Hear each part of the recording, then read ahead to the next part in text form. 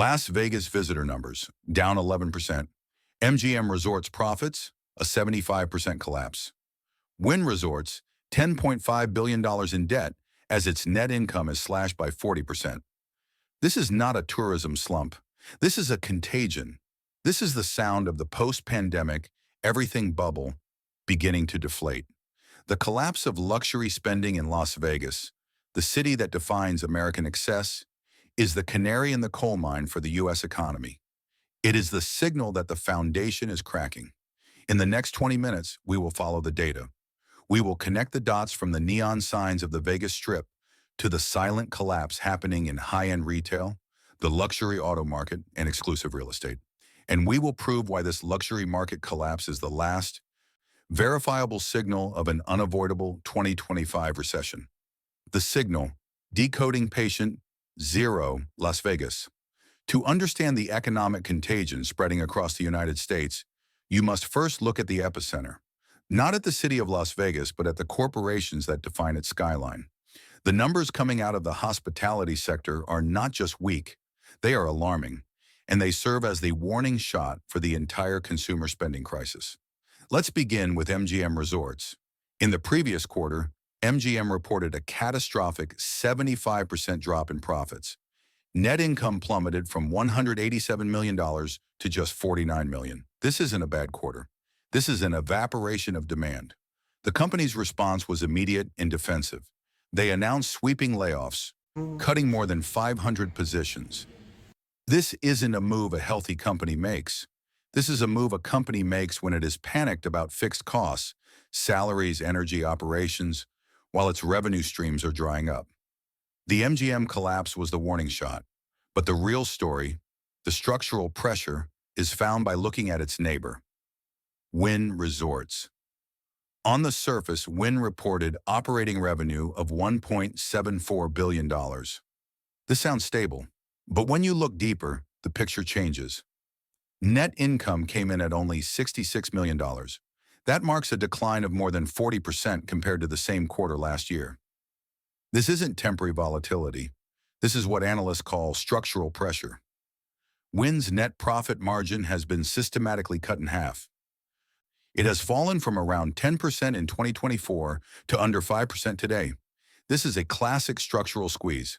Their costs for labor, energy, and materials are all climbing due to persistent inflation.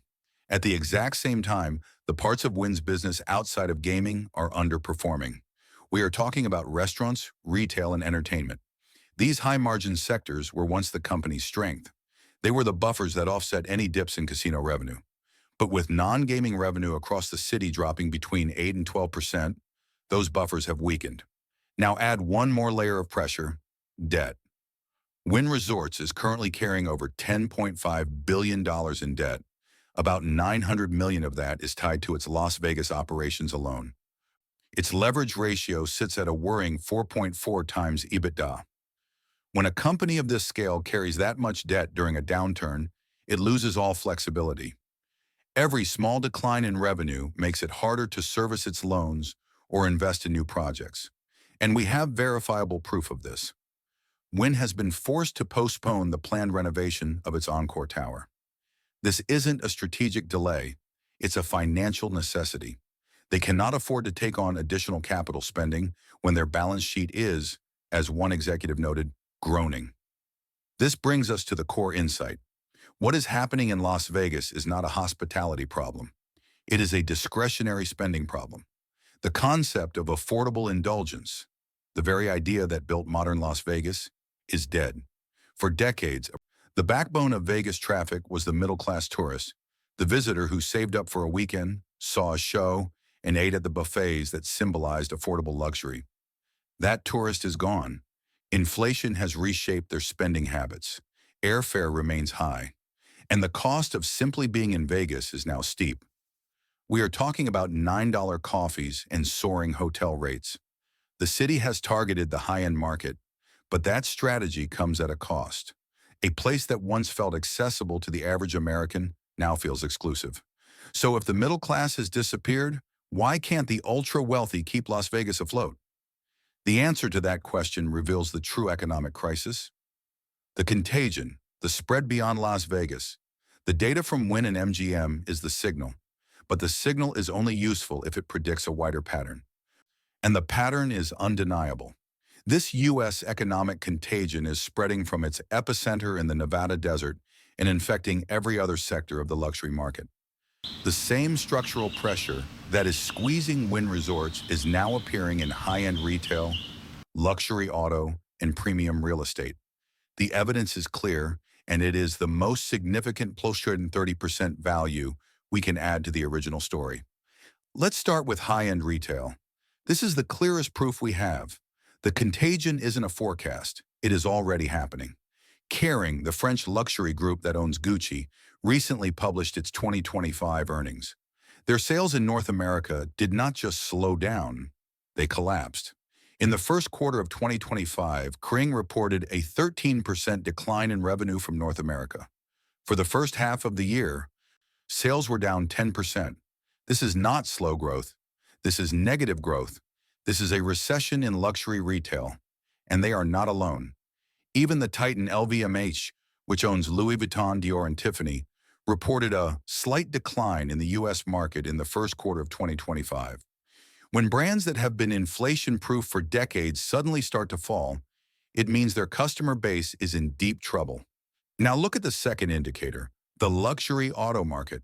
This sector is a symbol of new money and aspirational wealth, and it is cracking.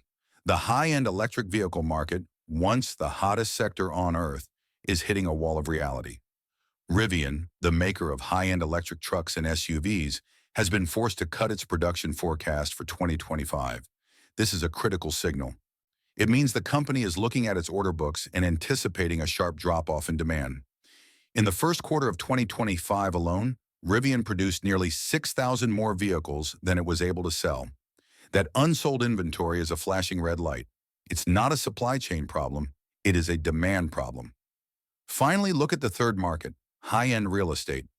The post-pandemic housing boom created Zoom towns and fueled a speculative bubble in luxury properties. That bubble is now deflating. The market isn't collapsing uniformly, like in 2008. Instead, it is fragmenting and freezing in key areas. We've analyzed the data from GoBanking rates and local market reports. In Miami, Florida, a luxury home now sits on the market for an average of 82 days before it sells. This is a dramatic slowdown, indicating that buyers are vanishing. In Austin, Texas, another pandemic boomtown, the story's even more specific.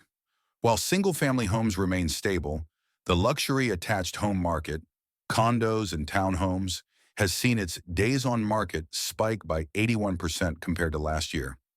It now takes an average of 107 days to sell a luxury condo in Austin. Do you see the pattern? Gucci, Rivian, Miami real estate, they are all telling the exact same story. The customer they all depend on, the high-end, aspirational spender, is disappearing. But who is this customer exactly? They are not the billionaires. They are the people who funded the illusion of wealth. The root cause, the death of the aspirational rich. For the past 2 years, we have been told a myth. The myth of the strong American consumer. We were told that despite inflation, the consumer was resilient, spending freely and keeping the economy afloat. This was a lie. The American consumer was not strong. They were leveraged. They were strong on debt. This is the root cause of the luxury market collapse. Let's look at the data from the Federal Reserve Bank of New York.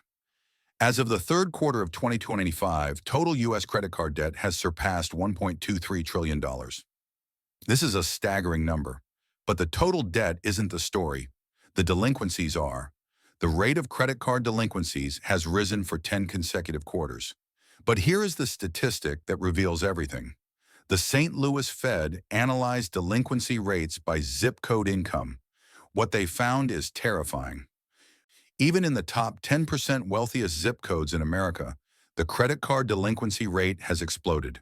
It has climbed from 4.8% to 8.3% in just 2 years. This is the aspirational class in distress. This is the middle-class squeeze that the original video mentioned. The post-pandemic boom, fueled by stimulus checks, crypto gains, and a soaring stock market, created this aspirational class. These are not the 0.1%. These are professionals, small business owners, and tech employees who experienced a rapid, temporary increase in their net worth. They were the new money, and they are the ones who funded the luxury bubble. They are the ones who booked the suites at the Wynn. They are the ones who bought the Gucci bags, causing Kering sales to soar. They are the 1 in 5 new car buyers, according to data from Edmunds, who signed up for a car payment of over $1,000 per month. And now persistent inflation is crushing them. The $9 coffee and the 8% mortgage rate have eroded their disposable income. Their crypto gains are gone. Their stock portfolios are flat. The wealth illusion has vanished. And what is the very first thing this class cuts when their wealth illusion disappears? Luxury discretionary spending. They cancel the trip to Vegas. They don't upgrade the car. They stop buying the handbag. The 0.1%, the true billionaires, were never enough to sustain this everything bubble. The bubble was always held up by the 10% just below them, and that 10% is now out of money. The verdict, the 2025 outlook. So we return to Las Vegas. That 75% profit collapse at MGM was not a warning shot. It was the first impact. The U.S. economic contagion is real. The silent crash in the luxury market is the most reliable leading indicator we have for a 2025 recession. Why? Because unlike the housing market, which has a long delay, and unlike the stock market, which is volatile, luxury spending is the first faucet that people turn off. It is the purest signal of consumer confidence. And right now, that signal is telling us the confidence is broken. This deflation process is not over. This is how the 2025 recession begins, not with a loud bang, like in 2008, but with a slow-motion contraction, just as the original report stated, a slow, grinding squeeze that began in the Nevada desert. We have established the pattern in Vegas and high-end retail, but this contagion is spreading faster in the auto market. In the next video, we will analyze the data showing why the luxury car bubble is the next domino set to fall. We are seeing the data from Vegas, real estate, and the auto market. But at your own city, are you seeing the signs of this silent crash in luxury spending? Or is this just statistical noise? Share your observations below.